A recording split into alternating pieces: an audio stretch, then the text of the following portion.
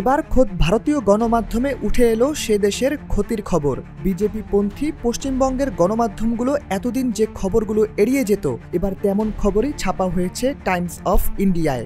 দেশটির শীর্ষস্থানীয় এই গণমাধ্যম স্পষ্ট করে তুলে ধরেছে বাংলাদেশিদের জন্য ভারত ভিসা বন্ধ করে দেওয়ায় কিভাবে ক্ষতির মুখে পড়েছে কলকাতার অর্থনীতি। বাংলাদেশে সরকার পতনের পর কলকাতার পর্যটন শিল্পে যে মন্দা তৈরি হয় তা নিয়ে বেশ জলঘোলা করা হয় তখন। এমনকি ভারতের কোনো শীর্ষস্থানীয় পত্রিকাতেও আসেনি সেই খবর।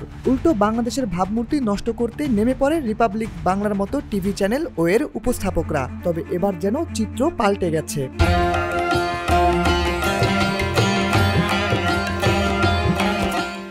টাইমস অফ ইন্ডিয়া 4 আগস্ট প্রকাশিত এক প্রতিবেদনে বলা হয়েছে, বাংলাদেশিদের ভিসা বন্ধ থাকায় কলকাতার অর্থনীতিতে অন্তত 5,000 কোটি রুপির ধস নেমেছে। বিগত এক বছরে কলকাতার মিনি বাংলাদেশ বা new market, free school street এবং মার্কুইস স্ট্রিট সংলগ্ন এলাকার অর্থনীতি আনুমানিক 1,000 কোটি রুপি আর্থিক ক্ষতির শিকার হয়েছে। অঞ্চলটির ব্যবসায়ীরা বলছেন, করোনা মহামারী কাটিয়ে ঘুরে দাঁড়ানোর আগেই আবারও এমন সংকট এই স্থানের ব্যবসায়ীদের জন্য অস্তিত্ব টিকিয়ে রাখার লড়াইয়ের মতো হয়ে গেছে। দ্রুত পরিস্থিতির উন্নতি এবং দুই দেশের মধ্যে কূটনৈতিক সম্পর্ক ভালো হওয়ার আশায় প্রহর গুনছেন ক্ষতিগ্রস্ত ব্যবসায়ীরা।